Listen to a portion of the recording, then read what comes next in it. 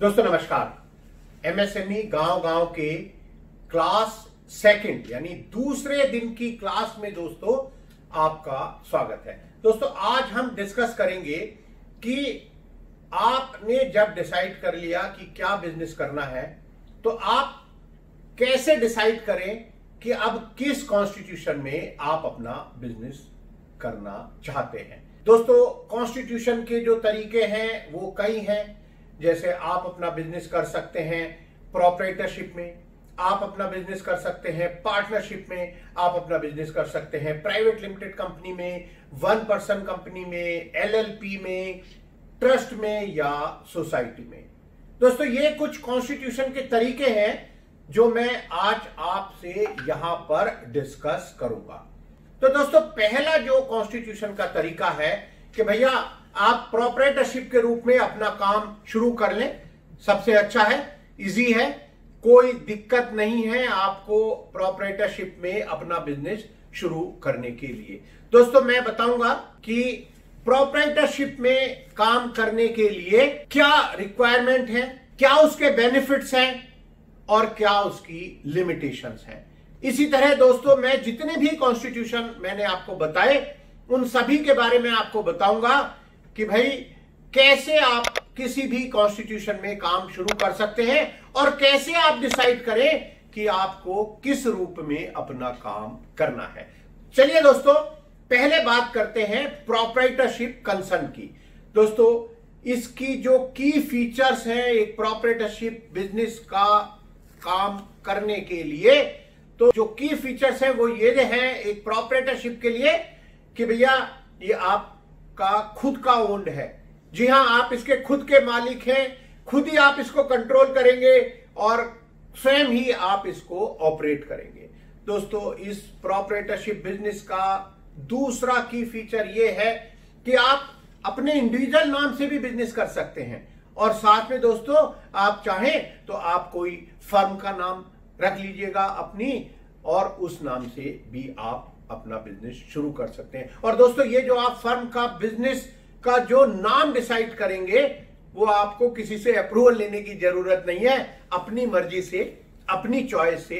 बस ये देख लीजिएगा किसी बड़े ब्रांड से मिलता जुलता ना हो, कल ऐसा ना हो कि वो आपको क्लेम कर दें कि भैया ये जैसे आपने कहा कि मैं तो बाटा शूज रख लेता हूं, मुकेश जी ने बताया है कि आप किसी भी नाम से रख सकते हैं और आपका जब वो फर्म बहुत बड़ी हो जाती है अगर, तो जो बाटा है वो आ जाएगा आपके पास कि भैया ये तो हमारा ब्रांड है, जरा आप अपना नाम कुछ और रख लीजिएगा। तो दोस्तों दूसरा फीचर इसका ये है कि आप अपने नाम से कर सकते हैं या आप अपने फर्म का कोई नाम रख सकते हैं। दोस्तों तीसरा इसका जो की फीचर है प्रोप्राइटरशिप कंसर्न का वो ये है कि ये कोई सेपरेट एंटिटी नहीं है, कोई लीगल एंटिटी इसकी अलग नहीं है। मतलब ये हुआ दोस्तों कि आपको इसके लिए अलग से कोई पैन यानी परमानेंट अकाउंट नंबर ना तो मिल सकता है और ना लेने की जरूरत है। यानी दोस्तों जो आपका पैन कार्ड नंबर है वही आपके ये जो प्रोप्राइटरशिप बिजनेस है उसी के अंतर्गत आप यानी अपने पैन नंबर के अंदर ही अपनी प्रोप्राइटरशिप फर्म का इनकम टैक्स का रिटर्न फाइल करेंगे। दोस्तों इसके फायदे क्या हैं?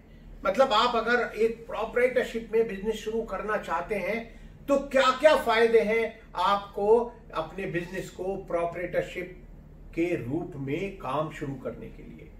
दोस्तों सबसे पहला जो फायदा है वो तो यही है कि भैया आपको किसी रजिस्ट्रेशन की जरूरत नहीं है। आप आज डिसाइड कीजिए कि मैं अपनी फर्म का नाम XYZ रखूंगा और आप लीजिए आप अपना बिजनेस शुरू कर दीजिएगा। यानी कहीं कोई रजिस्ट्रेशन कराने की दोस्तों आपको जरूरत नहीं है।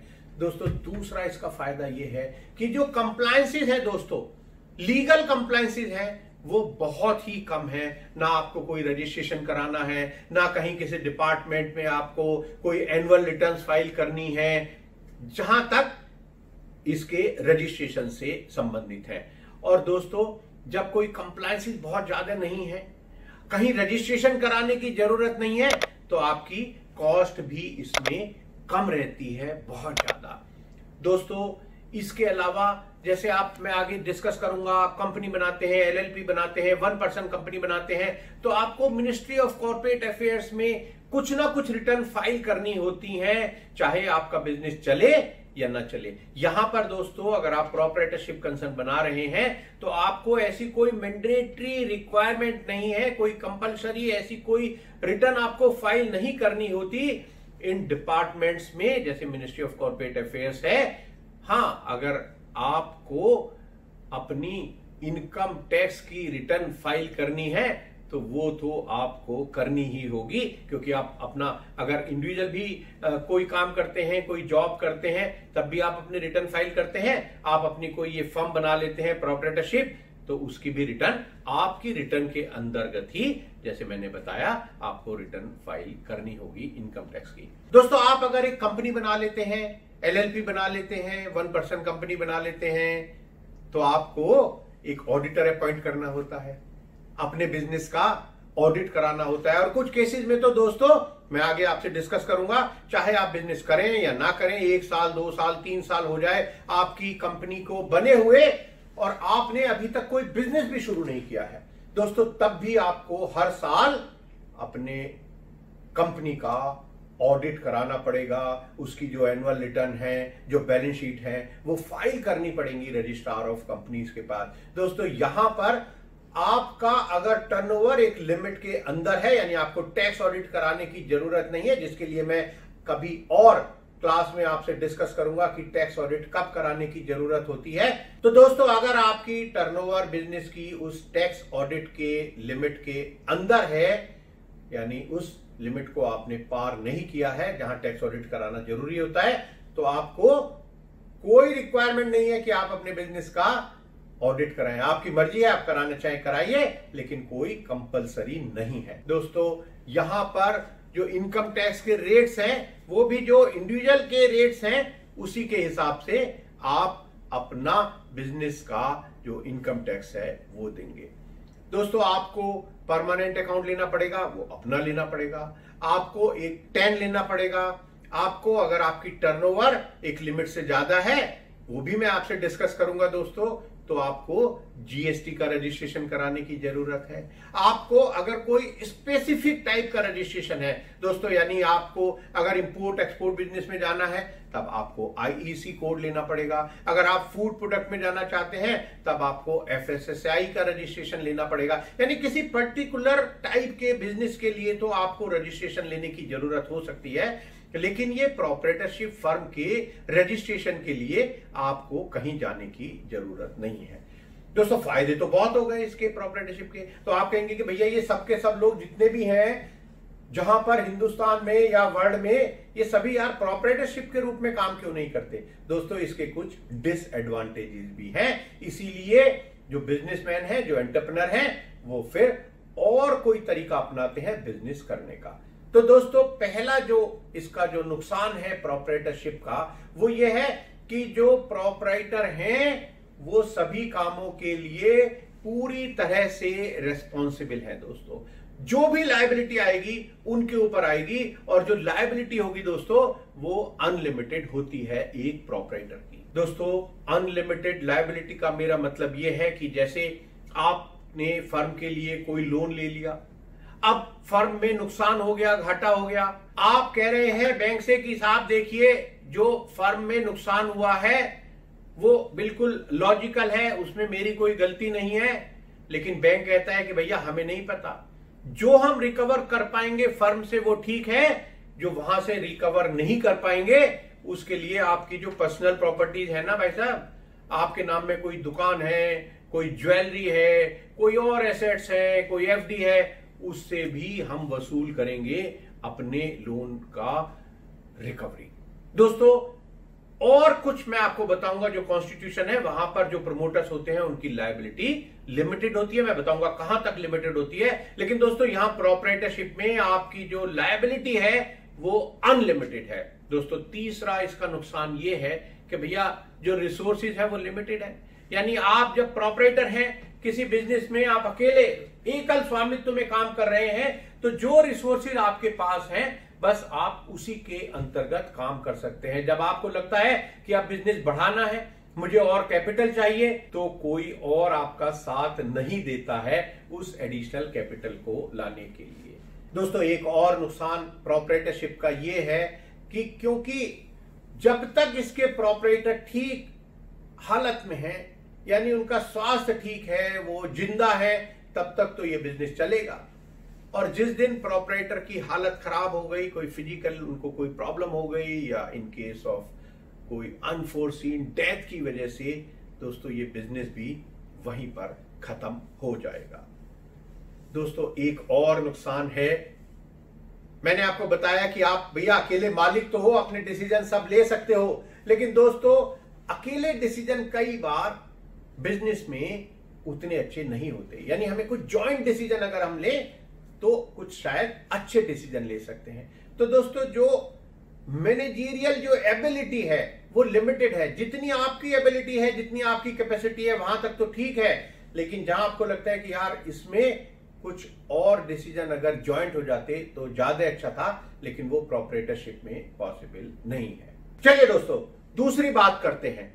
तो ये नुकसान अगर है तो चलिए इस नुकसान की भरपाई किसी दूसरी कॉन्स्टिट्यूशन से करते हैं। यानी देखते हैं कि अगर ये मैनेजरियल यहां पर हमारी जो एबिलिटी है वो लिमिटेड है, रिसोर्सेज लिमिटेड है, तो क्या कोई और तरीका है बिजनेस करने का? जी हाँ दोस्तों, आप पार्टनरशिप फर्म के रूप में काम कर सकते हैं। तो मैं दोस्तों आपको बताऊंगा कि ये जो पार्टनरशिप है वो किस एक्ट से गवर्न होता है। मैं आपको दोस्तों ये भी बताऊंगा कि बेनिफिट्स क्या है पार्टनरशिप फर्म के। मैं आपको दोस्तों ये भी बताऊंगा कि पार्टनरशिप की लिमिटेशंस क्या क्या है। दोस्तों मैं आपको फिर ये बताऊंगा आज की क्लास में कि भाई अगर आप डिसाइड करें कि मुझे पार्टनरशिप में बिजनेस करना है तो आपको एक पार्टनरशिप डीड बनानी होगी। तो क्या क्या चीजें आपको लिखनी चाहिए अपनी पार्टनरशिप डीड में, यानी कंटेंट क्या क्या होने चाहिए एक पार्टनरशिप डीड के। दोस्तों मैं आपको यह भी बताऊंगा कि अगर आप चाहें तो अपने पार्टनरशिप फर्म का रजिस्ट्रेशन करा सकते हैं। दोस्तों आप कहेंगे कि भाई अगर आप चाहें तो, यानी कराना जरूरी नहीं है क्या? जी हाँ दोस्तों, फर्म का रजिस्ट्रेशन कराना जरूरी नहीं है। तो मैं लेकिन आपको यह भी बताऊंगा कि अगर आप अपनी फर्म का रजिस्ट्रेशन करा लेंगे तो उसके फायदे क्या क्या हैं। चलिए दोस्तों बात करते हैं पार्टनरशिप एक्ट की। जो पार्टनरशिप है वो गवर्न होता है दोस्तों पार्टनरशिप एक्ट 1932 के हिसाब से, और वहां पर सेक्शन 4 में डिफाइन की गई है पार्टनरशिप को। ये कहा गया है कि partnership is the relation between persons who have agreed to share the profit of a business carried on by all or any of them acting for all.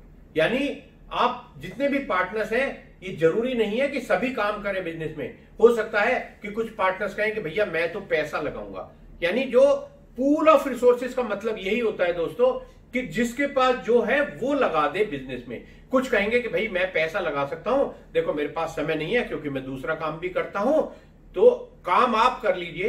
एक कहेगा कि देखो जी मैं टेक्निकल आदमी हूं, मेरे पास टेक्निकल एबिलिटी तो बहुत है लेकिन मेरे पास पैसा नहीं है। तो दोस्तों पार्टनरशिप में दो या दो से ज्यादा लोग जब काम करते हैं उनमें से या तो सभी काम करेंगे एक्टिवली, या उनमें से कुछ काम करेंगे कुछ काम नहीं करेंगे। ये डिसाइड पार्टनर्स आपस में कर सकते हैं। दोस्तों मैं अब आपको बताऊंगा कि भाई पार्टनरशिप के फायदे क्या क्या है। दोस्तों एक तो ये है कि पार्टनरशिप फर्म भी आपको जो इसका फॉर्मेशन है वो आसान है, यानी आपको कहीं बहुत ज्यादा कष्ट करने की जरूरत नहीं है। आराम से दोस्तों अगर आप दो या दो से ज्यादा जो प्रमोटर्स बनना चाहते हैं, एंटरप्रेन्योर बनना चाहते हैं, वो अगर ये डिसाइड कर लें कि हमें पार्टनरशिप में काम करना है तो आप आराम से अपनी पार्टनरशिप फर्म का फॉर्मेशन कर सकते हैं। दोस्तों यहां भी जो कंप्लायंसेस हैं वो कम है as compare to some other form of businesses. यानी जब मैं आपसे आगे डिस्कस करूंगा कि 1% company, private limited company, LLP, उसके कंपैरिजन में पार्टनरशिप में कंप्लायंसेस कम है। दोस्तों यहां क्योंकि ना आपको कोई डिन यानी डायरेक्टर आइडेंटिफिकेशन लेना, या ना आपको कोई यहां पे डिजिटल सिग्नेचर सर्टिफिकेट लेने, ये भी आपको कोई रिक्वायरमेंट नहीं होती पार्टनरशिप फर्म में। दोस्तों मैंने जैसे आपको बताया था प्रोपराइटरशिप फर्म में कि वहां भी अगर आप टैक्स ऑडिट की लिमिट के अंदर हैं तो आपको कंपलसरी ऑडिट नहीं कराना। यहां भी दोस्तों पार्टनरशिप में भी हर साल आपको ऑडिट कराने की कोई मैंडेटरी रिक्वायरमेंट नहीं है। हाँ, टैक्स ऑडिट आपको कराना पड़ सकता है, वो भी तब जब आपकी टर्नओवर ज्यादा हो जाएगी उस लिमिट से। वो मैं आपको दूसरे किसी दिन बताऊंगा। दोस्तों, जैसे प्रोप्राइटरशिप में आपको हर साल अपना कोई रिटर्न फाइल करने की जरूरत नहीं थी एक्सेप्ट इनकम टैक्स, इसी तरह पार्टनरशिप में भी दोस्तों आपको कोई कंपलसरीली किसी डिपार्टमेंट में, जैसे मिनिस्ट्री ऑफ कॉर्पोरेट अफेयर या यहां पर रजिस्ट्रार ऑफ फर्म्स होता है पार्टनरशिप फर्म में, जहां आपको रजिस्ट्रेशन कराना होता है, लेकिन वो भी कहते हैं कि भैया हर साल हमें कोई आप अपनी रिटर्न फाइल करने की जरूरत नहीं है। आप जब रजिस्ट्रेशन कराएं तब हमें डॉक्यूमेंट दे दिए, जब आप कोई चेंज करें पार्टनरशिप में यानी पार्टनर्स कोई चेंज हो तब आप हमें इंटीमेट कर दीजिएगा। आपको हर साल कोई रिटर्न हमारे पास फाइल करने की जरूरत एज सच नहीं है। दोस्तों, और भी फायदे हैं पार्टनरशिप के, जैसे मैंने आपको प्रोप्राइटरशिप में बताया कि भाई रिसोर्सेज थोड़े लिमिटेड हैं, आपके अकेले के पास जितने रिसोर्स हैं बस आप उतने में ही काम कर सकते हैं। यहां दोस्तों पार्टनरशिप में हो सकता है कि आप पहले 2 एंटरप्रेन्योर्स बिजनेस शुरू करें, आपके 2 एंटरप्रेन्योर्स के जो रिसोर्सेज हैं वो मिल गए। जब कम पड़ेंगे तो आप हो सकता है किसी और को पार्टनरशिप में ऐड कर लें एज पार्टनर, रिसोर्सेज और बढ़ सकते हैं। तो दोस्तों यहां पर ग्रेटर रिसोर्सेज हैं, फाइनेंशियली भी और मैनेजरियल भी। दोस्तों, जैसे मैंने आपसे कहा था प्रोप्राइटरशिप में एक फायदा भी था कि भाई आप अकेले मालिक हैं अपने बिजनेस के, जो चाहे डिसाइड कीजिए, लेकिन दोस्तों जो डिसीजन है वो बैलेंस होना चाहिए। दोस्तों, जब आप प्रोप्राइटरशिप में काम करते हैं तो आपके कुछ डिसीजन तो बहुत एग्रेसिव हो सकते हैं, कुछ डिसीजन आपके दोस्तों बहुत कंजर्वेटिव हो सकते हैं। यहां दोस्तों पार्टनरशिप में अगर आप काम करेंगे तो आप सभी पार्टनर मिलकर जब डिसीजन लेंगे किसी बिजनेस के बारे में, कोई भी बिजनेस डिसीजन लेंगे तो वो एक बैलेंस्ड डिसीजन हो सकता है। दोस्तों, एक बात और, आपको जब अपनी पार्टनरशिप फर्म बंद करनी हो तो उसका डिसोल्यूशन या वाइंडिंग अप भी उतना मुश्किल नहीं है जितना एक कंपनी को बंद करना होता है। दोस्तों, आप कहेंगे कि ये तो बात बढ़िया है, ये तो सब कुछ पार्टनरशिप फर्म में सब कुछ बढ़िया बढ़िया हो रहा है, तो ये सब लोग पार्टनरशिप में काम क्यों नहीं करते? दोस्तों, वो इसलिए नहीं करते, और आपको भी मैं आज बताऊंगा कि क्यों आपको भी और भी जो कॉन्स्टिट्यूशन के तरीके हैं उनके बारे में जरूर सोचना चाहिए, क्योंकि इसके कुछ नुकसान भी हैं। लिमिटेशन है दोस्तों पार्टनरशिप की। लिमिटेशन नंबर 1 सबसे बड़ी कि जो लायबिलिटी है वो अनलिमिटेड है, जॉइंटली एंड सेवरली। दोस्तों, इसका क्या मतलब हुआ? इसका मतलब ये हुआ कि भैया देखिए, अगर किसी पार्टनरशिप फर्म में 4 पार्टनर हैं दोस्तों, और कुछ दिक्कत आ जाती है बिजनेस में और जो लायबिलिटी है वो ज्यादा हो जाती है आपके पार्टनरशिप की एसेट से, तब जो भी लोग हैं, चाहे वो लेंडर हो, बैंकर हो, कोई डिपार्टमेंट हो, वो सब पैसा वसूलने के लिए आएंगे आपसे। और दोस्तों, जब उनको पता चलेगा कि भैया देखिए जो बिजनेस है वहां से तो हम पूरी रिकवरी नहीं कर सकते, तब आप कहेंगे कि भाई ठीक है, अगर 4 पार्टनर है तो चारों से बराबर बराबर ले लीजिए। जी नहीं दोस्तों, जॉइंटली और सेवरली का मतलब ही यह है कि वो जो भी इंस्टीट्यूशन है, जो भी डिपार्टमेंट है, वो पैसा चाहेंगे तो किसी एक पार्टनर से ले लेंगे, चाहेंगे तो 2 से ले लेंगे, चाहेंगे तो 3 से, चाहेंगे तो 4 से, कोई रेशो का भी कोई मतलब नहीं है। जितना पैसा जिससे मिलेगा उससे वो वसूल कर सकते हैं। यानी अकेले और जॉइंटली दोनों तरह की लायबिलिटी होती है। पूरी लायबिलिटी हर पार्टनर की भी है, जिससे वसूल हो सकता हो वो जो इंस्टीट्यूशन या डिपार्टमेंट है उससे वसूल कर सकता है। दोस्तों, इसका दूसरा नुकसान एक ये है दोस्तों, जब आपको लगता है कि भैया बिजनेस तो बढ़ रहा है, रिसोर्सेज और चाहिए, और कितने पार्टनर ऐड करें, और अगर ज्यादा पार्टनर ऐड करेंगे तो दंगम दंगा शुरू हो सकता है। तो दोस्तों, आपको लगता है कि चलो अब कहीं से कुछ वेंचर कैपिटल फंड लाएं, कुछ प्राइवेट इक्विटी लाएं, लेकिन दोस्तों वो लोग यानी जो वेंचर कैपिटल फंड हैं, जो प्राइवेट इक्विटी देने वाले हैं, वो आपको पैसा नहीं देते पार्टनरशिप फर्म में। और दोस्तों, आप कभी चाहें एक पार्टनर कि भाई मैं तो अब इसमें से हटना चाहता हूं, मेरी जगह लीजिए, मेरे ये जो दोस्त हैं उनको पार्टनर बना लीजिए, मेरे बच्चे को पार्टनर बना लीजिए, और ये बस हो गया। दोस्तों आपके ऊपर ये डिपेंड नहीं करता, ये फर्म डिसाइड करेगी। बाकी पार्टनर्स और जो पार्टनरशिप डीड में लिखा होगा उसके हिसाब से डिसाइड होगा। आप अपना शेयर अपनी मर्जी से ट्रांसफर नहीं कर सकते। और दोस्तों जैसे मैंने आपको बताया कि भाई प्राइवेट इक्विटी वाले इसमें नहीं आते, जो वेंचर कैपिटल फंड्स है वो नहीं आते पार्टनरशिप फर्म में, तो इसका मतलब जो कैपिटल का है वो यहां भी जैसे प्रोप्राइटरशिप फर्म में थी एक लिमिटेशन जरूर रहती है, क्योंकि पार्टनर्स भी कितना पैसा लाएंगे जब आपका बिजनेस तेज गति से दौड़ता रहेगा। और दोस्तों मैंने आपसे बताया कि फायदा तो यह है कि भैया बैलेंस डिसीजन होता है, लेकिन एक नुकसान भी है उसके साथ में। जब आप ज्यादा लोग मिलकर काम करते हैं तो कॉन्फ्लिक्ट भी हो सकते हैं, यानी आपस में झगड़े भी मच सकते हैं। और दोस्तों यहां भी पार्टनरशिप में भी, क्योंकि अधिकतर जो पार्टनरशिप फर्म है वो एट विल होती है, तो जो उनकी कंटिन्यूटी है दोस्तों वो अनसर्टेन होती है। दोस्तों और भी लिमिटेशंस हैं कुछ पार्टनरशिप फर्म के। देखिए जब कंपनी होती है, मिनिस्ट्री ऑफ कॉर्पोरेट अफेयर्स में जो कॉन्स्टिट्यूशन रजिस्टर्ड होते हैं, वहां पर आपके जितने भी डॉक्यूमेंट्स होते हैं ना दोस्तों वो पब्लिक डॉक्यूमेंट हो जाते हैं। यानी दोस्तों अगर आपकी कंपनी है और मैं चाहूं कि मेरा, जबकि उस कंपनी से कोई रोल कोई इन्वॉल्वमेंट नहीं है, लेकिन मैं चाहता हूं कि मैं आपकी कंपनी के सारे डॉक्यूमेंट देख लूं, मैं आपकी कंपनी का मेमोरेंडम देख लूं, मैं आपकी कंपनी की पिछले सालों की बैलेंस शीट देख लूं, मैं देख लूं कि आपने कहां कहां से लोन लिया है, तो मैं सब कुछ देख सकता हूं। लेकिन दोस्तों ये फैसिलिटी पार्टनरशिप में नहीं है। तो दोस्तों ये एक नुकसान भी है। जो भी स्टेक होल्डर्स हैं उनका थोड़ा कॉन्फिडेंस कम होता है पार्टनरशिप फर्म के ऊपर, क्योंकि उनको लगता है कि मैं इनके बारे में सारी जानकारी किसी डिपार्टमेंट से नहीं ले सकता भैया, जो ये पार्टनर्स बताएंगे बस उसी के ऊपर मुझे भरोसा करना पड़ेगा। तो यहां लैक ऑफ कॉन्फिडेंस होता है, क्योंकि जो डॉक्यूमेंट्स हैं हमारे वो कहीं ऐसी जगह हमें फाइल नहीं करने होते।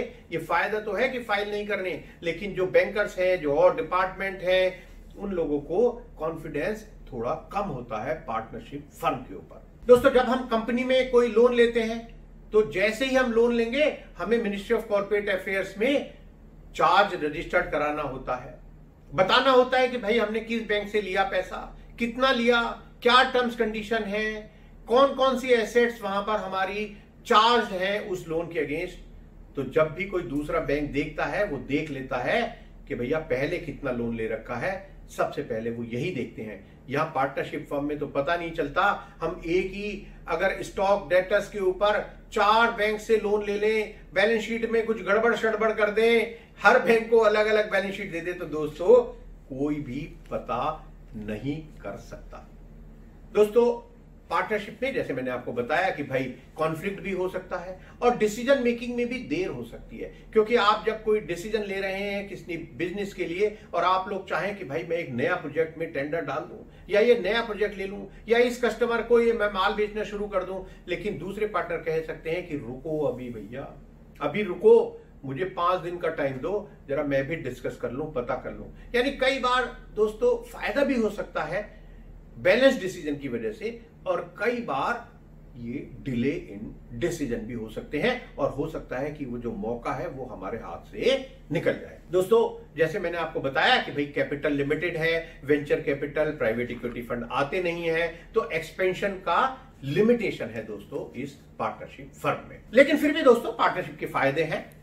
तो मैं आपको बताता हूं कि अगर आप डिसाइड करें कि भाई मुझे तो पार्टनरशिप के रूप में अपना काम करना है, तो आप कैसे अपनी पार्टनरशिप फर्म का फॉर्मेशन कर सकते हैं। दोस्तों सबसे पहले आप अपना फर्म का एक नाम फाइनलाइज कर लीजिएगा। दोस्तों नाम फाइनलाइज करते समय ये जरूर याद रखिए कि देखिए जैसे मैंने प्रोप्राइटरशिप में बताया था कि किसी ब्रांड से मिलता जुलता नाम मत रखिए। आपका जो प्रोडक्ट है वो आपके नाम में रिफ्लेक्ट होना चाहिए, है ना। जैसे गारमेंट है तो उस तरह से आपका कुछ नाम में होना चाहिए, शूज का है तो उसका होना चाहिए, कुछ प्लास्टिक प्रोडक्ट है तो उसके बारे में, यानी जिससे जो आपके जो बायर्स हैं, जो कस्टमर्स हैं, जो और जो स्टेक होल्डर्स हैं, उनको पता चले कि आप किस तरह का बिजनेस करते हैं। और दोस्तों नाम में कोई ऐसा गवर्नमेंट सा दिखने वाला नाम मत लिखिए, जैसे किंग, एम्परर, इस तरह के नाम अपने बिजनेस में मत लगाइएगा।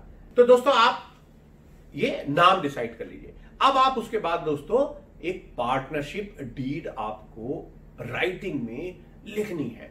और ये दोस्तों जो पार्टनरशिप डीड आप बनाएंगे अपने स्टेट में पता कर लीजिए कि कितने रुपए के स्टैंप पेपर पर होनी है, उतने रुपए के स्टैंप पेपर पर आप ये पार्टनरशिप डीड अच्छे से लिख लीजिए। दोस्तों कभी भी ये मत सोचिए कि हम तो दोस्त हैं, भाई हैं, रिश्तेदार हैं, हमें क्या लिखने की जरूरत है पार्टनरशिप डीड, और जो किसी से कह दिया कि भैया तुम बना दो पार्टनरशिप डीड। नहीं दोस्तों, बाद के झगड़ों से बचने के लिए आज ही जब आप बिजनेस शुरू कर रहे हैं अच्छी तरह अपनी टर्म्स कंडीशन डिसाइड कीजिए और उनको राइटिंग में लिख लीजिएगा। ये आपके बहुत काम आएगा। दोस्तों मैं आपको बताता हूं कि आपको अपनी पार्टनरशिप डीड में क्या क्या चीजें खास तौर से जरूर इनकॉर्पोरेट करनी चाहिए, क्या क्या कंटेंट्स हैं पार्टनरशिप डीड के। दोस्तों सबसे पहले तो नाम आप लिखेंगे कि ये जो फर्म है इसका नाम ये है। दोस्तों उसके बाद आप बताएंगे कि इसका प्रिंसिपल प्लेस ऑफ बिजनेस क्या है। दोस्तों ये बहुत जरूरी है क्योंकि आपको इसके रजिस्ट्रेशन के लिए प्रूफ भी देना होगा।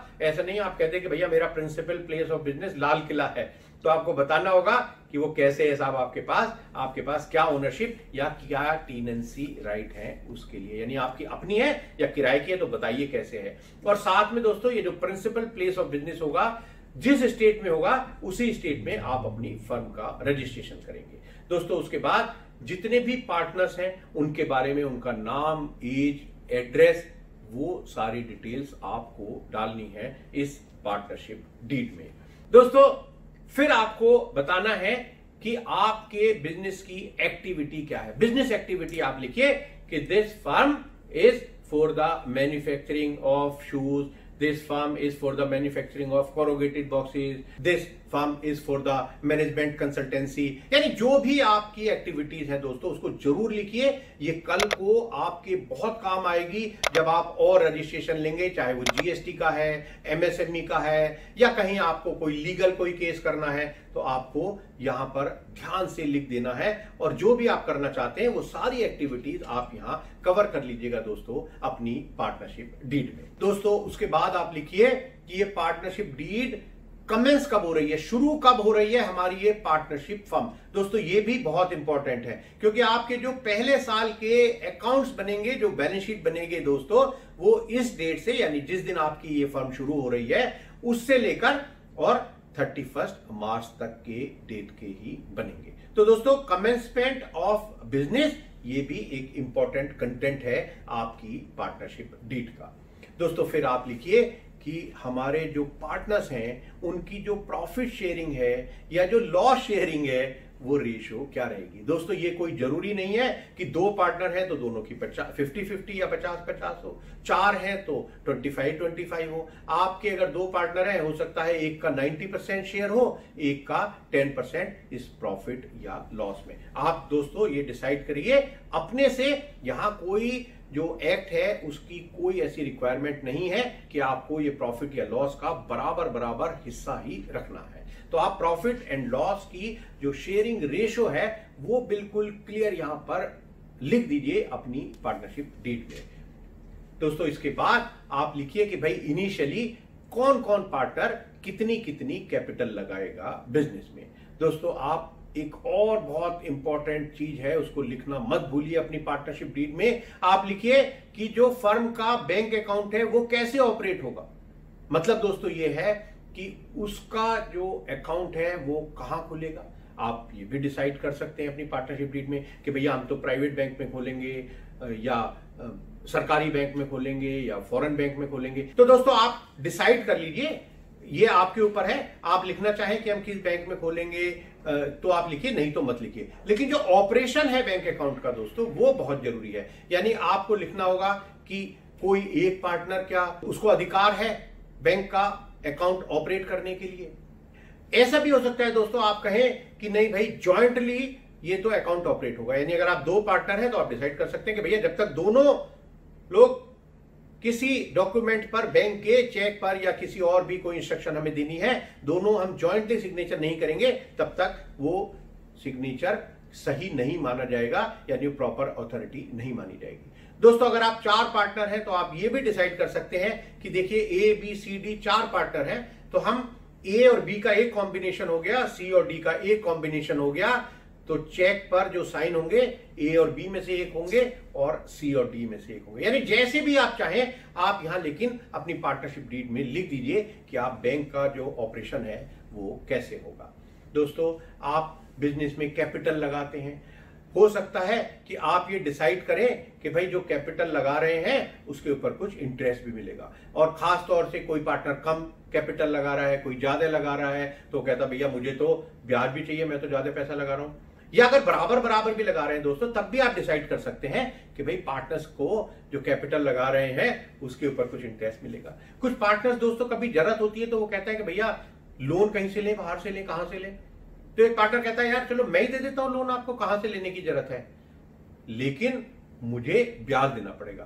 पर दोस्तों वो चीजें यहां पार्टनरशिप डीड में मेंशन होनी चाहिए कि अगर कोई पार्टनर लोन देता है फर्म को तो क्या उसको इंटरेस्ट मिलेगा, और इंटरेस्ट मिलेगा तो किस रेट से मिलेगा। दोस्तों, पार्टनर्स ये भी यहां पार्टनरशिप डीड में लिख सकते हैं कि क्या उनको सैलरी मिलेगी, प्रॉफिट के अलावा। प्रॉफिट शेयरिंग तो हो गया, पर क्या उनको कोई सैलरी भी मिलेगी। हो सकता है कोई कुछ कम काम कर रहा हो सकता है कोई कुछ ज्यादा काम करता हो, या बराबर भी काम करते हैं, तब भी आप सैलरी ले सकते हैं दोस्तों अपनी इस फर्म से। आप डिसाइड कर लीजिए। दोस्तों, आप यहां पार्टनरशिप डीड में एक बात और लिखिए कि क्या हम अपने बिजनेस में किसी ऑडिटर का अपॉइंटमेंट करेंगे, क्या हम अपने बिजनेस का ऑडिट कराएंगे, चाहे जरूरत हो या ना हो, और अगर जरूरत हो तो किस ऑडिटर को अपॉइंट करेंगे, ये भी आप अपनी पार्टनरशिप डीड में लिख सकते हैं। या अगर आप उनका नाम नहीं लिखना चाहते तो बताइए कि कौन लोग डिसाइड करेंगे, कौन पार्टनर फाइनल करेंगे कि भैया ऑडिटर कौन होगा, या क्या तरीका रहेगा ऑडिटर का अपॉइंटमेंट करने का। दोस्तों, आप हर पार्टनर की स्पेसिफिक रेस्पॉन्सिबिलिटी, पावर्स और ड्यूटीज को अच्छे से डिफाइन कर दीजिएगा अपनी पार्टनरशिप डीड में। दोस्तों, duration of partnership is also important. देखिए दोस्तों, कुछ क्या होता है, प्रोजेक्ट होते हैं जो किसी पर्टिकुलर काम के लिए लिए जाते हैं।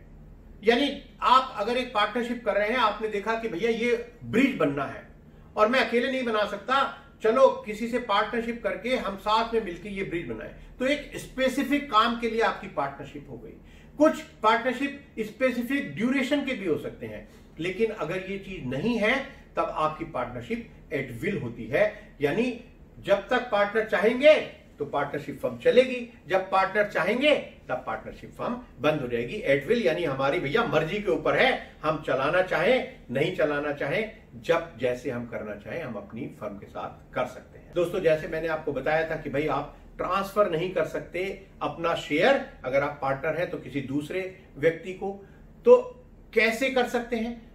यहां पार्टनरशिप डीड में आपको लिख देना चाहिए कि भाई अगर कोई नया पार्टनर हम लाना चाहेंगे बिजनेस में, जब हमें रिसोर्स की अगर कमी होगी या कोई और रीजन होगा, तो उसका प्रोसीजर, रूल्स, रेगुलेशन क्या होंगे। दोस्तों, आपको यहां यह भी लिखना चाहिए कि अगर कोई पार्टनर रिटायरमेंट चाहता है, वो चाहता है कि भाई अब मैं तो जाना चाहता हूं, ना मैं किसी और को अपनी जगह रखना चाहता और ना मैं ये बिजनेस करना चाहता, मेरी तो एज हो गई है या मैं यहां से शिफ्ट हो रहा हूं बच्चों के पास, भैया मैं तो किसी दूसरे देश में जा रहा हूं जहां मेरे बच्चे रहते हैं, अब मेरा तो यहां से पार्टनरशिप से रिटायरमेंट कर दो। तब कैसे उसका जो पैसा है वो कैसे मिलेगा, जो लोन है वो रीपेमेंट कैसे होगा, ये सब चीजें भी आपको अपनी पार्टनरशिप डीड में लिख देनी है। और दोस्तों, अगर कभी कोई ऐसी अनफोर्सीन चीज हो जाए, किसी पार्टनर की डेथ हो जाए, उसके लिए भी पहले ही अपनी पार्टनरशिप डीड में लिख लीजिएगा कि डेथ ऑफ एनी पार्टनर अगर होती है तो उस केस में हम उसको कैसे डील करेंगे। यानी हो सकता है आप कहें कि भाई जो उनके बच्चे हैं, जो उनकी वाइफ हैं, उनको इंडक्ट कर लेंगे, या और जो भी आप जैसे भी डिसाइड करें, डिसीजन आपका, लेकिन डीड में लिखना जरूरी है। दोस्तों, भगवान करे आपकी पार्टनरशिप अच्छी चलती रहे, लेकिन हमने देखा है कि कभी कभी डिस्प्यूट भी हो जाते हैं। तो आप दोस्तों यहां पार्टनरशिप डीड में लिख दीजिए कि अगर कोई डिस्प्यूट होता है, कोई झगड़ा मचता है पार्टनर्स में, तो भैया डिस्प्यूट रिड्रेसल कैसे होगा। आप लिख सकते हैं कि भाई हम आर्बिट्रेटर के द्वारा ही ये झगड़े को निपटा लेंगे, यानी पंच परमेश्वर। तो यहां आप लिख दीजिए कि हम भैया किसी को आर्बिट्रेटर बना देंगे। आप उनका नाम भी लिख सकते हैं, आप ये भी बता सकते हैं कि कैसे हम आर्बिट्रेटर अपॉइंट करेंगे, और उनका जो डिसीजन होगा वो फाइनल होगा हम सभी पार्टनर्स के द्वारा। दोस्तों, अब मैं आपको बताता हूं पहले कि आपको अगर अपनी फर्म का रजिस्ट्रेशन कराना है तो उसका प्रोसीजर क्या है। दोस्तों, बहुत ही सीधा सा प्रोसीजर है। एक फॉर्म है, फॉर्म नंबर 1, आपको उसको भरना है। मैं आपको अगर दिखाऊं, वो छोटा सा फॉर्म है, उसमें कोई ज्यादा इंफॉर्मेशन नहीं दी जाती, वो केवल आपको भरना होता है। आपकी जो ये पार्टनरशिप डीड जो अभी अभी हमने बनाई, उसकी एक फोटोकॉपी करके सभी पार्टनर्स उसको अटैच कर देंगे। दोस्तों, मैंने आपसे कहा था, आपको याद है कि जो आप प्रिंसिपल प्लेस ऑफ बिजनेस लिखेंगे वो बहुत इंपॉर्टेंट है, क्योंकि वो आपके रजिस्ट्रेशन में भी काम आएगा। यहां दोस्तों आपको प्रूफ देना होगा कि जो आपने प्रिंसिपल प्लेस ऑफ बिजनेस लिखा है अपने बिजनेस का, वो आप कैसे लिख रहे हैं, क्या आप उसके मालिक हैं, क्या आपने उसको किराए पर लिया है, यानी जो भी उसका प्रूफ है वो आपको देना होगा। आपने अगर रेंट पर लिया है तो रेंट एग्रीमेंट दीजिए, जो आपके लैंडलॉर्ड है उनसे एक एनओसी दीजिए कि हाँ ये फर्म यहां चल रही है और मुझे कोई भी ऑब्जेक्शन नहीं है इस फर्म के यहां पर चलने में और इनके द्वारा इसका रजिस्ट्रेशन कराने में। तो दोस्तों, आप कहेंगे कि भाई मुकेश जी, आपने तो कहा था कि पार्टनरशिप फर्म को हम रजिस्टर्ड करें या उसका रजिस्ट्रेशन ना कराएं, ये पूरी तरह से हमारी इच्छा पर निर्भर है, और फिर रजिस्ट्रेशन कराने का प्रोसेस भी है, उसके लिए कुछ पेपर्स भी चाहिए, कुछ डॉक्यूमेंट चाहिए, कोई फॉर्म हमें सबमिट करना है। तो ये हम बिना फर्म के रजिस्ट्रेशन के ही अपना बिजनेस करना चाहते हैं दोस्तों। लेकिन मैं आपको बताता हूं क्या बेनिफिट्स हैं अगर आप अपनी फर्म को रजिस्टर्ड करा लेंगे थोड़े से डॉक्यूमेंट जमा कर कर और केवल एक फॉर्म सबमिट कर कर। दोस्तों, सबसे बड़ा जो फायदा है इस पार्टनरशिप फर्म को रजिस्टर्ड कराने का, एक तो यह है कि अगर आपकी फर्म रजिस्टर्ड नहीं है और पार्टनर्स में या पार्टनर्स और फर्म के बीच में कोई डिस्प्यूट हो जाता है, तो ना तो अनरजिस्टर्ड फर्म का एक पार्टनर दूसरे पार्टनर के ऊपर कोई केस कर सकता है और ना ही कोई पार्टनर फर्म के ऊपर कोई केस कर सकते हैं। दोस्तों, दूसरा और सबसे इंपॉर्टेंट जो बेनिफिट है फर्म को रजिस्टर्ड कराने का, वो ये है कि अगर आपकी फर्म दोस्तों अनरजिस्टर्ड है तो आप किसी भी थर्ड पर्सन के अगेंस्ट कोई केस किसी कोर्ट में फाइल नहीं कर सकते। तो दोस्तों, ये है ना बहुत इंपॉर्टेंट फायदा फर्म के रजिस्ट्रेशन का। यानी दोस्तों, आप अगर अपनी फर्म को रजिस्टर्ड नहीं कराते हैं तब आप किसी भी थर्ड पार्टी के अगेंस्ट कोई केस नहीं कर सकते।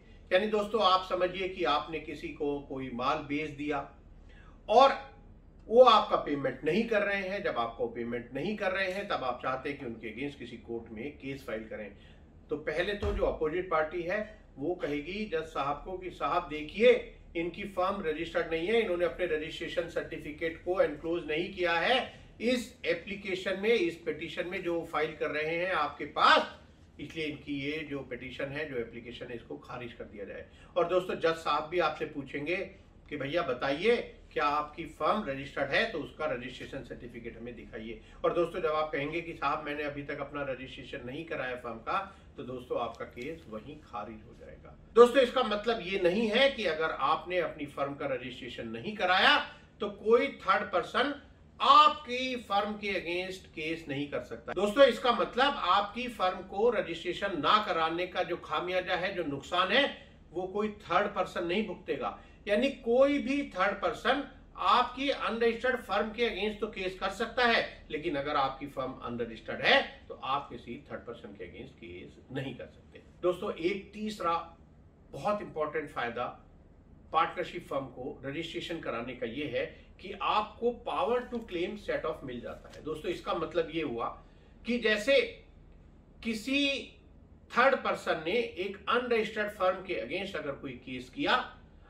तो वो तो एडमिट हो जाएगा कोर्ट में, लेकिन वो अगर ये कहे कि साहब मुझे भी इनसे कुछ लेना है, यानी इनको तो मुझसे लेना है 5 लाख, लेकिन मेरा भी देखिए साहब ये 1 लाख रुपए का ड्यूज निकल रहा है, तो दोस्तों अगर आपकी फर्म अनरजिस्टर्ड है तो वो आप अपना ड्यूज सेट ऑफ नहीं कर सकते। और दोस्तों, सिंपल सा जो प्रोसीजर है फर्म को रजिस्ट्रेशन कराने का वो मैं आपको बता देता हूं। ये फॉर्म 1 में आपको दिखा रहा हूं। यहां पर छोटी सी इंफॉर्मेशन जाती है, फर्म का नाम आएगा, फिर दोस्तों ये प्लेस ऑफ बिजनेस जैसे मैंने आपको बताया था, जब मैं आपको कंटेंट बता रहा था कि place of business is an important content, इसको आप ठीक तरह से लिखिए। तो यहां पर आपको इस फॉर्म नंबर 1 में भी प्लेस ऑफ बिजनेस लिखना है, क्योंकि यही डिसाइड करेगा कि किस स्टेट में आपकी फर्म का रजिस्ट्रेशन होगा। कोई आपके और बिजनेस के प्लेस हैं, कोई ब्रांच ऑफिस आप खोलना चाहते हैं, वो भी आप इस फॉर्म 1 में लिख सकते हैं। दोस्तों इसके बाद आपको हर पार्टनर का नाम लिखना है। डेट ऑफ ज्वाइनिंग मैंने आपको याद होगा बताया था कंटेंट में कि आप लिखिएगा कि कमेंसमेंट डेट क्या है पार्टनरशिप की, तो दोस्तों वही होगी date of joining of the firm. और अगर बाद में अगर कोई चेंज होती है पार्टनरशिप में, तो जो भी डेट ऑफ ज्वाइनिंग होगी वो यहां लिखेंगे। और दोस्तों परमानेंट एड्रेस लिखना है आपको हर पार्टनर का। उसके बाद दोस्तों जितने भी पार्टनर्स हैं वो यहां पर एक वेरिफिकेशन कर देंगे कि मैं ये कंफर्म करता हूं कि जो भी स्टेटमेंट ऊपर दिए गए हैं वो ट्रू एंड करेक्ट है। यानी जो फर्म का नाम है, date of joining of partner है, पार्टनर का नाम है, पार्टनर्स के एड्रेस प्रूफ है, प्लेस ऑफ बिजनेस है, वो यहाँ एक वेरिफिकेशन हो जाएगा दोस्तों सभी पार्टनर्स के द्वारा कि ये स्टेटमेंट सब ठीक है। दोस्तों आपने फॉर्म बना ली, उसके बाद कंप्लायंसेस भी कोई बहुत ज्यादा नहीं है। बस एक तो आपको अपनी फर्म का इनकम टैक्स का रिटर्न फाइल करना है, और दोस्तों दूसरा आपको ऑडिट भी तब कराना है, मैंडेटरी यानी कंपलसरीली तब कराना है। आप अपनी मर्जी से तो चाहे जब करा सकते हैं कि अगर आपकी टर्नओवर, ये जो टैक्स ऑडिट की थ्रेशोल्ड लिमिट है जो दोस्तों हमेशा चेंज होती रहती है, उससे बाहर चली जाती है। तो दोस्तों ये था सब कुछ एक पार्टनरशिप फर्म के बारे में। दोस्तों हमने समझ लिया कि प्रोप्राइटरशिप क्या है, पार्टनरशिप क्या है, क्या फायदे हैं, क्या नुकसान है, कैसे रजिस्ट्रेशन करेंगे। आइए एक नए कॉन्स्टिट्यूशन की बात करते हैं। जी हाँ, 1 पर्सन कंपनी। दोस्तों ये 1 पर्सन कंपनी की जो डेफिनेशन है वो ये है, the companies act 2013, companies act 2013 में डिफाइन किया गया है 1 पर्सन कंपनी को। यानी 1 person company means a company which has only 1 person as a member. दोस्तों ये जो कंसेप्ट लाया गया था 1 पर्सन कंपनी का, पहली बार कंपनीज एक्ट 2013 में लाया गया था। दोस्तों जैसे कि नाम से जाहिर है कि एक अकेला खोल सकता है 1 पर्सन कंपनी को, यानी प्रोप्राइटरशिप के फायदे भी हैं और प्राइवेट लिमिटेड कंपनी के भी फायदे यहां पर हैं 1 पर्सन कंपनी में। तो दोस्तों 1 पर्सन कंपनी वो हो सकती है कि अगर आपका average annual turnover equal to और लेस देन 2 करोड़ हो इन लास्ट 3 कंसेक्यूटिव ईयर्स में, और साथ में दोस्तों आपकी जो पेड अप शेयर कैपिटल है वो भी 50 लाख रुपए या उससे कम होनी चाहिए। दोस्तों जब तक आपकी ये कंडीशन पूरी है तब तक आप अपनी कंपनी को, अगर आपने बना लिया है 1 पर्सन कंपनी, तब आप 1 पर्सन कंपनी रख सकते हैं। लेकिन दोस्तों अगर आपकी average annual turnover is more than 2 crore rupees and आपकी जो शेयर कैपिटल है वो 50 लाख रुपए से ज्यादा हो जाती है, तब दोस्तों आपकी जो ये 1 पर्सन कंपनी है इसको आपको कंपलसरीली कन्वर्ट करना पड़ेगा एक प्राइवेट या पब्लिक लिमिटेड कंपनी में। लेकिन दोस्तों अगर आप कहें कि भैया मैंने आज एक 1 पर्सन कंपनी खोल ली और मैं 2 महीने बाद, 6 महीने बाद, 1 साल बाद मैं चाहता हूं कि नहीं मैं इसको कन्वर्ट कर लूं 1 पर्सन कंपनी नहीं, किसी और को मैं इसमें इंक्लूड कर लूं और एक प्राइवेट लिमिटेड कंपनी बना लूं जहां कम से कम 2 लोग जरूर हों। तो दोस्तों आप अगर वॉलंटरी कन्वर्जन करना चाहते हैं, यानी अपनी मर्जी से 1 पर्सन कंपनी को बदलना चाहते हैं प्राइवेट लिमिटेड या पब्लिक लिमिटेड में, तो कम से कम 2 साल तक तो आप ऐसा नहीं कर सकते उसके इनकॉर्पोरेशन से। यानी अगर आप डिसाइड करें कि मैं एक 1 पर्सन कंपनी में काम करना चाहता हूं, तो दोस्तों कम से कम ये मान के चलिए कि 2 साल तक आपको 1 पर्सन कंपनी में ही काम करना होगा।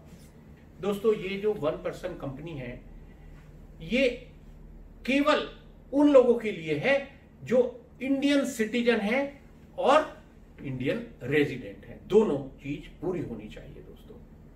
और दोस्तों ये जो 1 पर्सन कंपनी है ये कोई नेचुरल पर्सन ही बना सकता है। आप कहेंगे अननेचुरल पर्सन क्या होते हैं? दोस्तों company is an artificial person, ये डिफाइन किया गया है कंपनीज एक्ट में। यानी एक कंपनी दूसरी कंपनी में भी शेयर होल्डर मेंबर हो सकती है, लेकिन यहां दोस्तों जो 1 पर्सन कंपनी है उसका जो अकेला जो मेंबर होगा, it has to be a natural person. कोई भी जीवित जो प्राणी है वो ही यहां पर 1% कंपनी में मेंबर हो सकते हैं। और दोस्तों एक ही व्यक्ति चाहिए एक 1% कंपनी बनाने के लिए। दोस्तों यहां पर आपने एक 1% कंपनी बना ली, आप कहें कि अब मैं जो मैनेजरियल डिसीजन है वो तो बड़े गड़बड़ हो रहे हैं, तो आप 15 डायरेक्टर्स तक भी अपॉइंट कर सकते हैं अपनी 1% कंपनी में। दोस्तों यहां इसकी एक और खास बात है 1% कंपनी की, क्योंकि ये कंपनी है और कंपनी चलती रहनी चाहिए, यानी जो प्रमोटर हैं वो रहे ना रहे, कंपनी चलती रहनी चाहिए। तो यहां पर अगर आप एक 1% कंपनी बना रहे हैं तो दोस्तों आपको एक नॉमिनी अपॉइंट करना होगा कि भाई अगर कोई डेथ हो जाती है 1% कंपनी की तो उसको कौन चलाएगा आगे कंपनी को। दोस्तों एक बात और कि आप केवल एक ही 1% कंपनी बना सकते हैं, यानी एक व्यक्ति एक ही 1% कंपनी बना सकते हैं। ऐसे नहीं कि उन्होंने 2, 3, 4 1% कंपनी बना दी। आप एक प्राइवेट लिमिटेड कंपनी में तो आप ज्यादा कंपनी में भी डायरेक्टर या मेंबर हो सकते हैं, लेकिन 1% कंपनी अगर आप बना रहे हैं तो केवल एक ही बना सकते हैं, और जिनको आप नॉमिनी अपॉइंट कर रहे हैं वो भी केवल एक ही कंपनी में नॉमिनी हो सकते हैं। दोस्तों इसके फायदे क्या हैं 1% कंपनी के, क्यों आप इतना झंझट लें। मिनिस्ट्री ऑफ कॉर्पोरेट अफेयर्स में मैं आपको बताऊंगा क्या करना होता है, नाम सेलेक्ट करना होता है, रजिस्ट्रेशन कराना होता है, डिन नंबर लेना होता है, डिजिटल सिग्नेचर लेने होते हैं। दोस्तों इसका फायदा सबसे बड़ा ये है कि जो प्रमोटर है, जो अकेले जो इसके जो मालिक हैं, उनकी लायबिलिटी लिमिटेड होती है। लायबिलिटी लिमिटेड का मतलब दोस्तों ये है कि जितना पैसा वो बिजनेस में लगा देंगे एज कैपिटल, बस उनकी लायबिलिटी वहां तक है। अगर कल बिजनेस में लॉस हो गया तो कहेंगे कि भैया जितना पैसा मैंने लगा रखा है बिजनेस में, मेरी लायबिलिटी वहीं तक है, आप वहां तक वसूल कर सकते हो। जो मेरी पर्सनल प्रॉपर्टी, जमीन जायदाद, अचल चल संपत्ति है, उनसे आपका कोई लेना देना नहीं है। तो ये सबसे बड़ा फायदा है दोस्तों 1% कंपनी का कि लायबिलिटी लिमिटेड है। दोस्तों इसके अलावा ये जो 1% कंपनी है, it's a separate legal entity. इसका एक अलग पैन कार्ड होगा, अलग पैन नंबर होगा।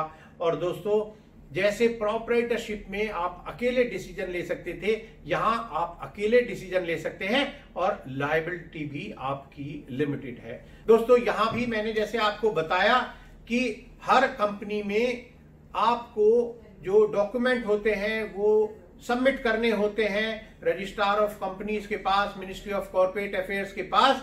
तो यहां भी दोस्तों जो कॉन्फिडेंस है वो ज्यादा होता है स्टेक होल्डर्स का, और जो क्रेडिबिलिटी है वो ज्यादा होती है 1% कंपनी की as compare to proprietorship concern, क्योंकि वहां तो किसी चीज का कहीं कुछ पता ही नहीं चलता।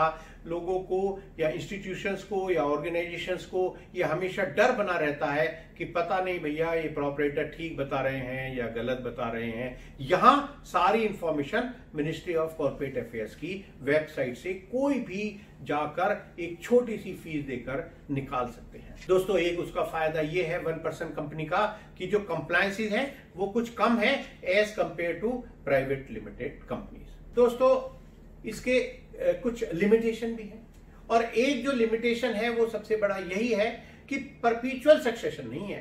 यानी अगर जो इसके अकेले मेंबर हैं 1% कंपनी के, अगर कभी उनकी डेथ हो जाती है तब जो नॉमिनी है उनके पास ऑप्शन रहता है दोस्तों, वो ये कंपनी चला भी सकते हैं या वो ये भी डिसाइड कर सकते हैं in case of death of the only member of 1% company कि भैया नहीं, मैं इस कंपनी को आगे नहीं चलाऊंगा, अब इसको बंद कर देते हैं। तो दोस्तों ये जो परपेचुअल सक्सेशन का एक ये नुकसान या लिमिटेशन है 1% कंपनी में।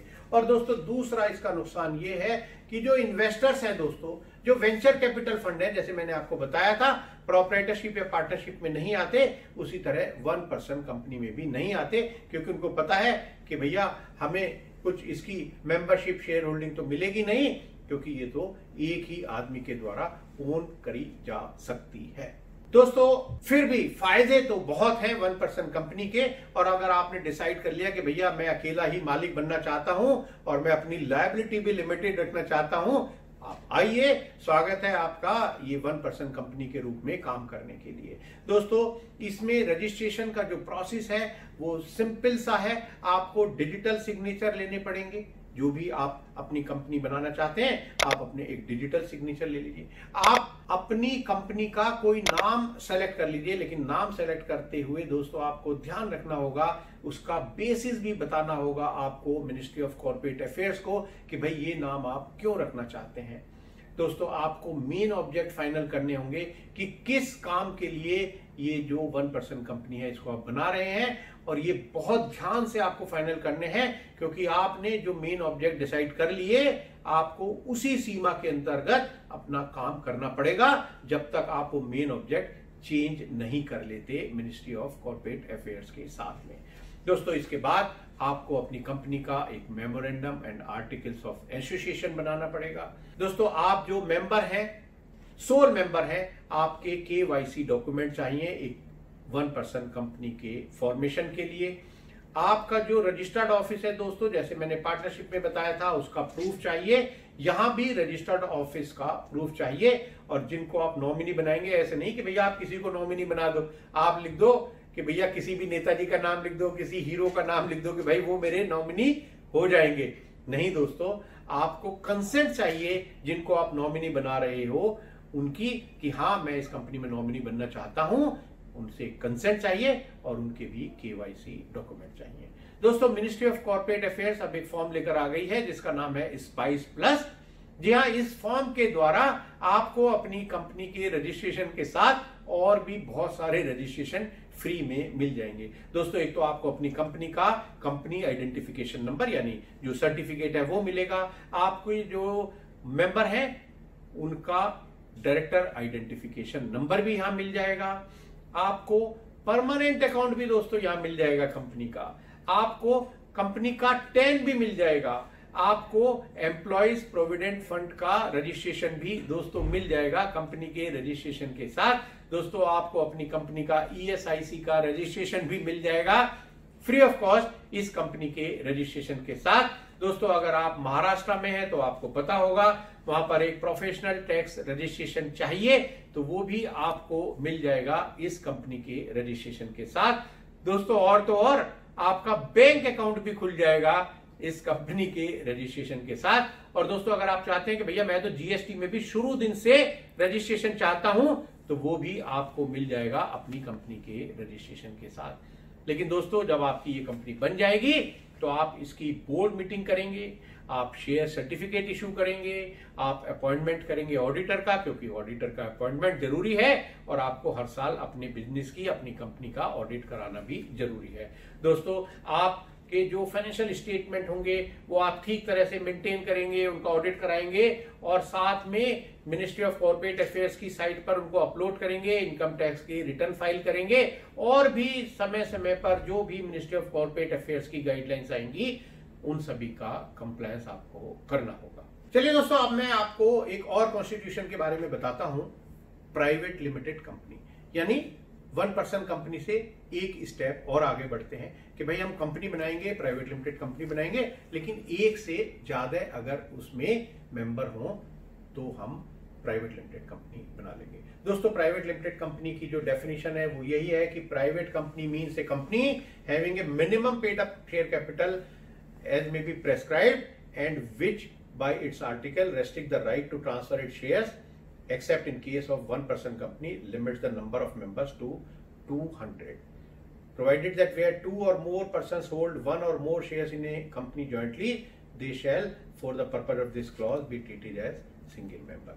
तो ये दोस्तों प्राइवेट लिमिटेड कंपनी है जहां पर आप 2 या 2 से ज्यादा है, लेकिन ध्यान रखिए कि 200 से ज्यादा मेंबर यहां पर नहीं होंगे। दोस्तों, इसके भी बहुत सारे फायदे हैं एक प्राइवेट लिमिटेड कंपनी के। सबसे बड़ा फायदा तो दोस्तों यही है कि जो लायबिलिटी है, जो प्रमोटर शेयर होल्डर्स की जो लायबिलिटी है वो लिमिटेड है टू द एक्सटेंट जितना पैसा उन्होंने अपना लगा दिया है बिजनेस में। दोस्तों, ये प्राइवेट लिमिटेड कंपनी भी एक सेपरेट लीगल एंटिटी है। इसकी अलग से रिटर्न फाइल होगी, अलग से परमानेंट अकाउंट नंबर आएगा, अलग से इसका GST रजिस्ट्रेशन होगा। दोस्तों, यहाँ जो फंडिंग है वो भी थोड़ी इजी हो जाती है, क्योंकि जैसे मैंने आपको बताया कि इसके सारे documents ministry of corporate affairs के पास समय समय पर जमा करने होते हैं। और दोस्तों जब ये अपना फोटो रजिस्टर्ड ऑफिस का किसी भी कंपनी को या हर कंपनी को मिनिस्ट्री ऑफ कॉर्पोरेट अफेयर्स की साइट पर अपलोड करना होता है तो लॉन्गिट्यूड और लैटिट्यूड के साथ फाइल करना होता है,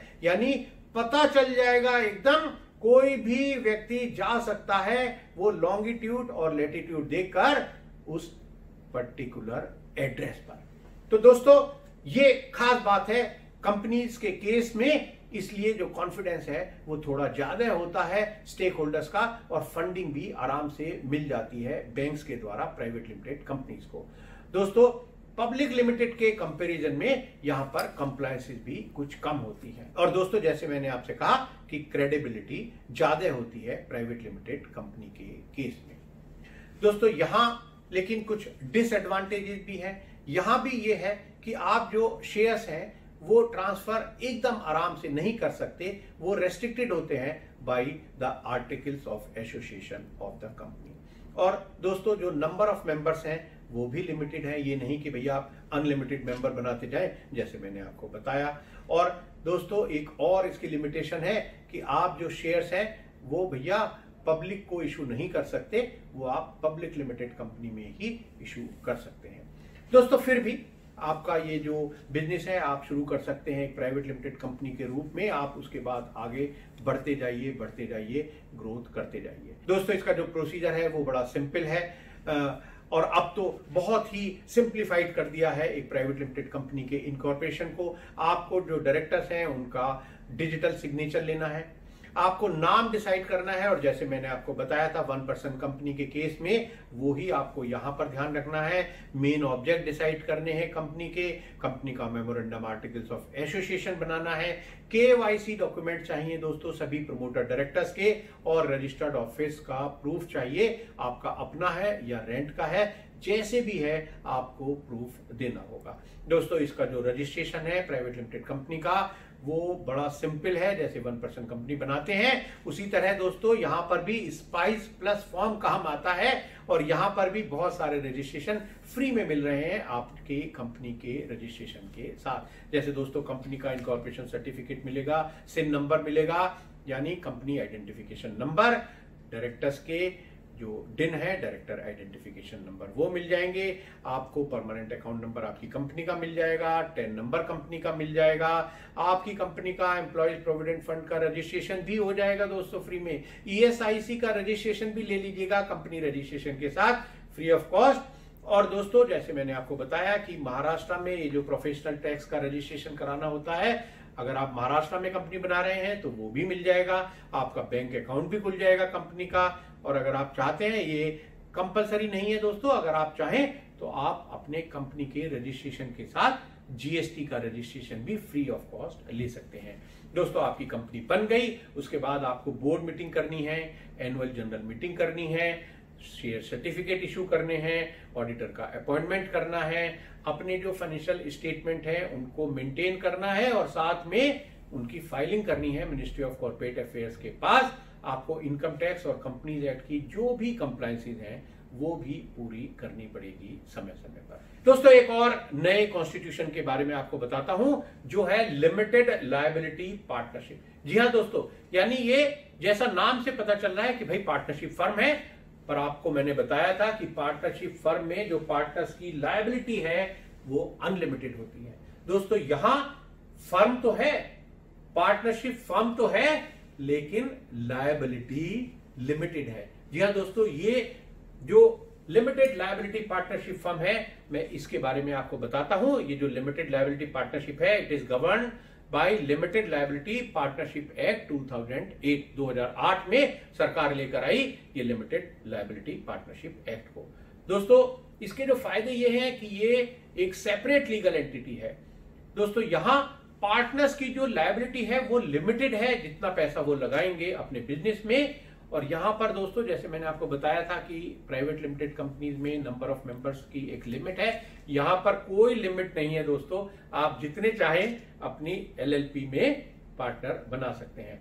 दोस्तों यहां जो कंप्लायंसेस हैं वो भी कम होती हैं, और जो एग्रीमेंट है दोस्तों आपको एक एलएलपी एग्रीमेंट बनाना होगा लिमिटेड लायबिलिटी पार्टनरशिप एग्रीमेंट, जैसे आप पार्टनरशिप डीड मैंने आपको बताया, तो वहां पर भी फ्लेक्सिबिलिटी है। आप अपनी पसंद से, अपनी मर्जी से जैसे आप डिसाइड करें पार्टनर्स, वो आप टर्म्स कंडीशन रख सकते हैं। और दोस्तों इसका वाइंडिंग अप भी थोड़ा आसान है एज कंपेयर टू कंपनीज। पर दोस्तों इसके जो डिसएडवांटेज है वो खास तौर से तो ये है कि यहां पर भी, क्योंकि ये पार्टनरशिप है, चाहे लिमिटेड लायबिलिटी के साथ है, लेकिन यहां जो वेंचर कैपिटल फंड हैं, जो प्राइवेट इक्विटी हैं, वो नहीं आते हैं आगे आपके बिजनेस में पैसा लगाने के लिए।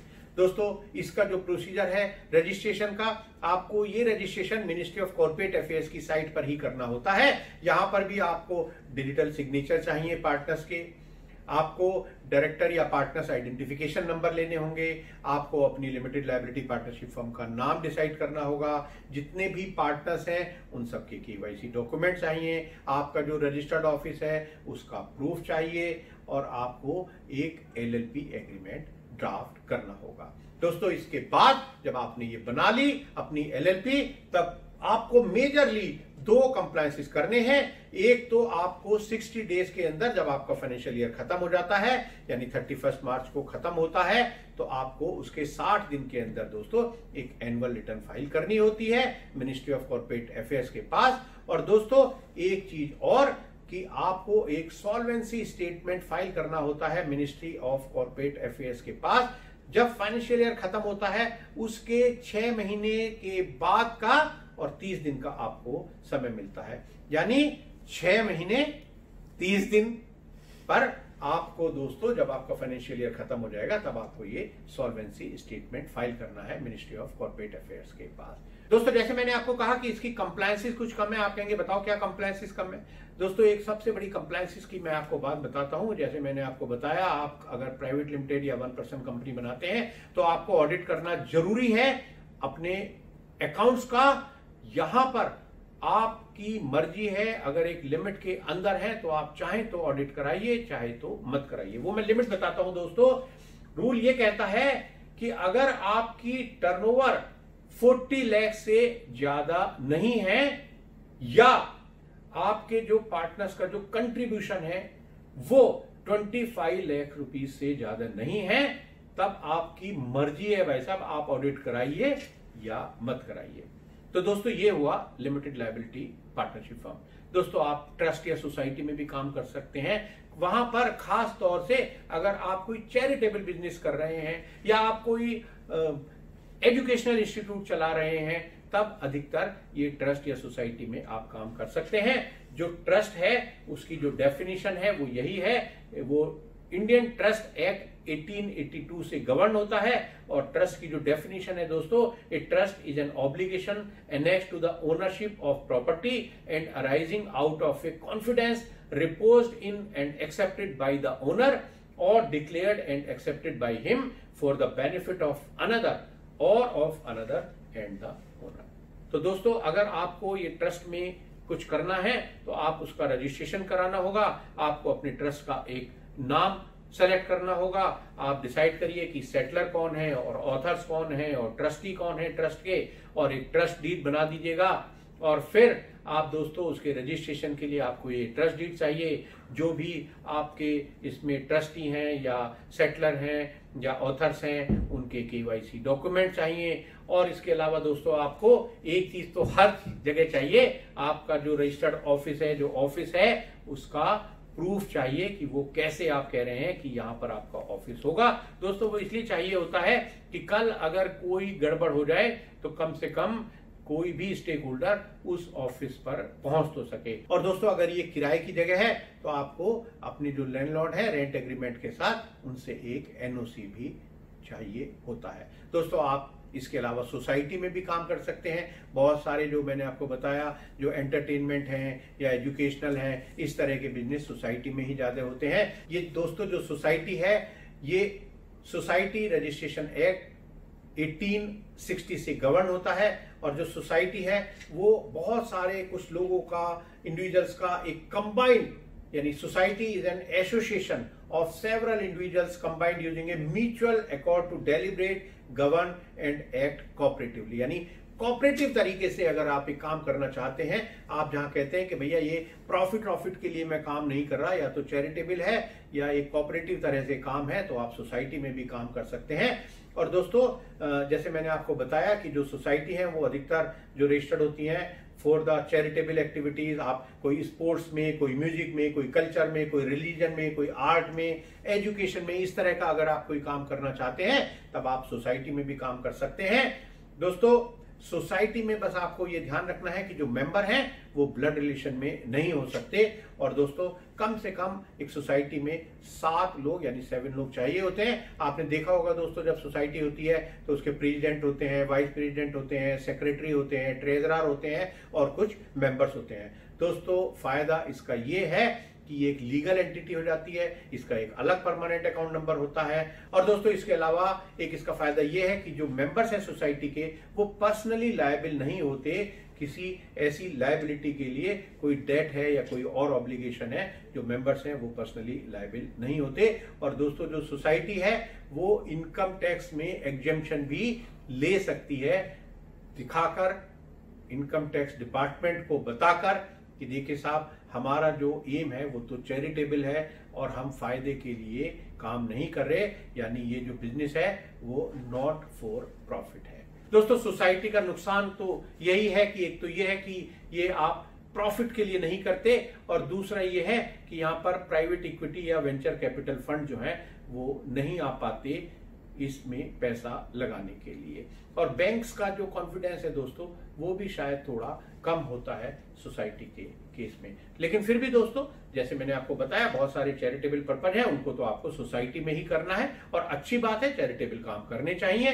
दोस्तों इसके रजिस्ट्रेशन के लिए जो डॉक्यूमेंट है वो यही है कि जितने मेंबर्स हैं उन सबका रेजिडेंशियल प्रूफ चाहिए होता है, सोसाइटी का परमानेंट अकाउंट नंबर चाहिए, मेमोरेंडम एसोसिएशन बनाइए आप एक सोसाइटी का, यानी रूल्स रेगुलेशन आप सोसाइटीज के बाईलॉज बनाएंगे, और दोस्तों आपका जो रजिस्टर्ड ऑफिस है उसका प्रूफ तो आपको जरूर चाहिए, और जितने भी आपके गवर्निंग बॉडी के मेंबर हैं और जो मेंबर हैं उनकी कंप्लीट लिस्ट, और जैसे मैंने आपको बताया उनके कंप्लीट केवाईसी डॉक्यूमेंट। तो दोस्तों ये आज मैंने आपको बताए कुछ कॉन्स्टिट्यूशन के तरीके जिनके द्वारा आप अपना बिजनेस कर सकते हैं। दोस्तों ये जो क्लास थी काफी लंबी थी, मैं समझ सकता हूं, लेकिन ये बहुत ही इंपॉर्टेंट क्लास थी।